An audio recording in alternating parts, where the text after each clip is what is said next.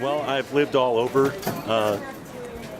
the western New Jersey, northwestern New Jersey.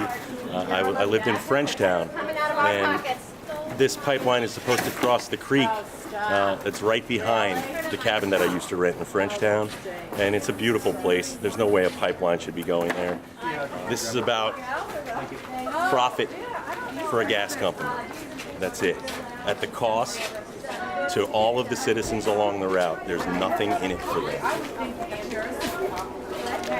I believe we will beat this pipeline. If we don't stop it completely, I believe we'll force cohabitation of better than 80% of this pipeline. It should be cohabitated with other infrastructure and not cutting a new swath through this beautiful part of New Jersey. Can you hold your sign up so we can get a look at that? We will now begin with the most important part of the meeting, where we hear your comments and questions. I ask that when I call your name, you come up to the microphone and state your name and spell it for the record. I also ask that everybody else in the audience respect the speaker and refrain from any audible show of agreement or disagreement. It is to your advantage if you do that. Otherwise, we lose time in between and we just hear all the noises, not the real comment from the speaker. Good evening. My name is Maya Van Rossum. I'm the Delaware River Keeper, and I'm here speaking on behalf of the Delaware River, the Delaware River Keeper Network, and all of the communities who depend upon and care about our beautiful Delaware River and the tributary streams you find within its watershed. Penn East will inflict a significant and enduring level of harm to the ecology, the economies, the history, health, safety, and quality of life of our communities. And yet there is no demonstrable or defensible community need for the Penn East pipeline or the gas that it will pass.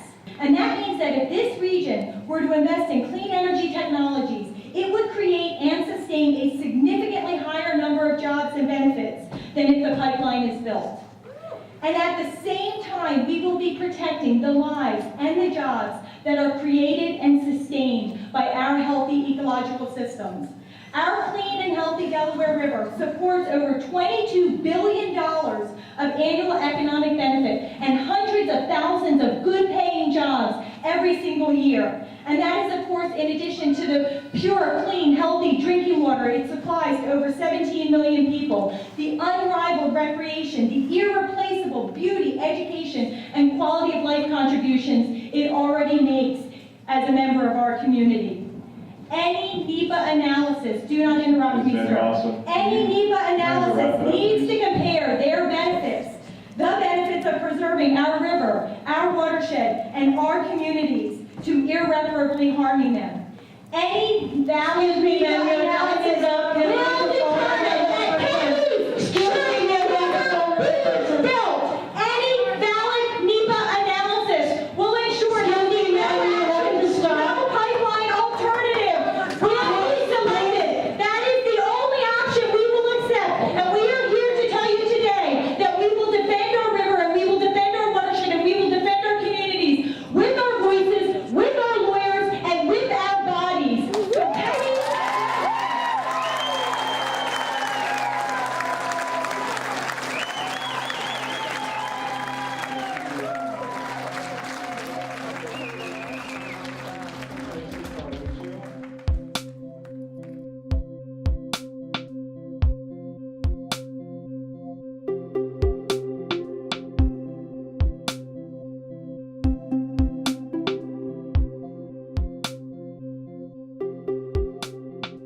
I am the Delaware River Keeper. I am the person that has the honor of bearing the title of being the Delaware River Keeper, which means my job is to be the voice of the river and to make sure that anytime anybody anywhere is making a decision or taking an action that could harm the Delaware River or any of its tributary streams, it's my job to make sure that the needs of the river and its tributaries are not just heard and understood, but are given the highest level of protection in whatever process is going on.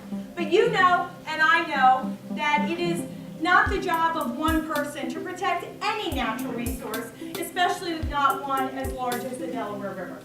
The right to pure water, clean air, and a healthy environment are inherent and indefeasible rights that belong to all of us, we the people, by virtue of the fact that we are here on earth. They are not rights that were given to us by Article 1, Section 27 in Pennsylvania. They are simply rights that were acknowledged by Article 1, Section 27 by the Environmental Rights Amendment, and that made very clear that every level of government has an obligation, a substantive obligation to proactively protect our right to pure water, clean air, and a healthy environment. But even more than that, the conservative Pennsylvania Supreme Court said these are rights that don't just belong to the people here today, but they belong to all the future generations yet to come, which really raises the bar of protection.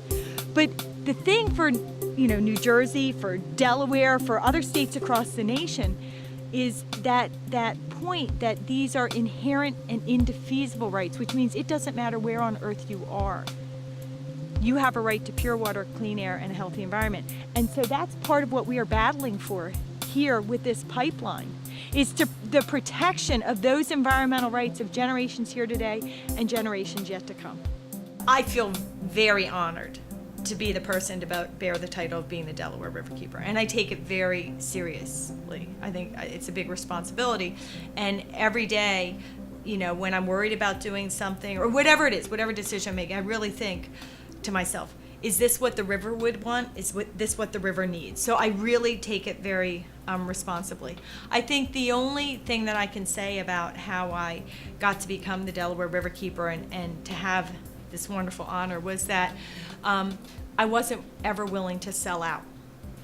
When I was, graduating college, I decided to go to law school to become a better environmental advocate, not to be a lawyer. And then when I was going to graduate law school, so many people, it's amazing how many people and your classmates try to get you to sell out and say, well, just go work for a couple of years and make a lot of money and pay off your law school bills, and then you can come back and work for a nonprofit or the government or do the right thing. And I would say to them, but in those 5 years, you've created such irreparable harm. Like, you can never make up for that. I would rather sell shoes than go out and do something that would violate the earth and violate my principles. And the universe made it all work out. So I just believe by being committed to doing what's right and what's just, that I was fortunate enough that the universe helped me put me on the right path. That really is my place to be.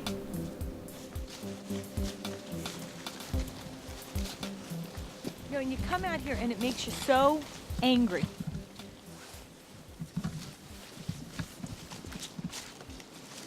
Look at this. This does not belong in our wetlands. This does not belong in our natural areas. The law shouldn't allow this to happen, number one. And number two, the pipeline company shouldn't be allowed to come in and be required to do this. This is a natural flowing ecosystem. This needs care and love and protection. It doesn't need this junk dumped in it by a profiteering pipeline company. And that any individual, for any reason, would come in and try to make the argument that this is okay when we know we have other options, when we know we can do sustainable energy options, is just despicable. And it's really, it really is a betrayal, not just of the public today, but it is a betrayal to future generations. And it's a betrayal to the people of the past that put in so much hard work and time and energy and money into preserving these lands. From a very early age, whether it was a wounded critter or a classmate who needed help, I felt very personally it was my duty to rise up and help and defend and be there for them. And then the other thing is I really had a really wonderful mother, and she was not an environmental activist. She did not go out into the world every day planning to fight the good fight. She went out to live her life, but she recognized the importance and the value of living lightly on the earth, which included living responsibly and being thoughtful about what you did. So I grew up with cloth bags. I grew up with reusable cups. I grew up composting. And I grew up with a mother that every fall would take our VW van and drive around the neighborhood collecting big black trash bags of leaves that people were throwing out as trash, and the trash men were picking up as trash. And so you had the loss of the leaves from the natural system, and then you also had these big plastic trash bags that were just filling up landfills, and they were filled up with leaves that just got thrown away as waste. And my mother just recognized that, what a horrible loss this was, and how wrong it was. And so she would drive around every fall and just mash these bags into the van. And the interesting thing was she would always invite me to go. And I would love to go because I wanted to go be with my mother and help my mother. But I also remember that when we would stop and if the homeowner was, off there, being embarrassed and stepping back. And yet my mom, she would just keep doing it. She'd go, hello, hello. And she would say, I hope it's okay. I'm just changing this. And truly, some people would come and be very kind, and some people would give her harumph, but it was their trash. So they wouldn't stop it. And what I just came to relish was how wonderfully my mother embraced. It didn't matter what people thought of her. She knew this was the right thing to do. So she did it. Why? Why is this happening to us? Don't we as people here on this earth have a right to clean water, clean air, and a healthy environment? Isn't that our right by virtue of the fact that we are people here on this earth? And the answer is no. You don't have a right to clean water, clean air, and a healthy environment. You have a right to all kinds of things. You have a right to free speech. You have a right to freedom of religion. You have private property rights. In the state of New York, you have the right to gamble. In many states, you have the right to get divorced. But you do not have a right to clean water, clean air, and a healthy environment in the Bill of Rights sections of our state and federal constitutions. So no, you do not have that right. Our current system of environmental protection laws are failing us. They are focused on managing pollution and managing degradation and managing environmental harm through things like permits. They are not focused on preventing pollution and preventing harm.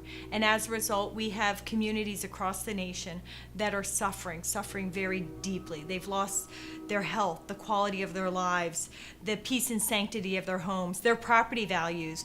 Jobs have been impacted and locally economies.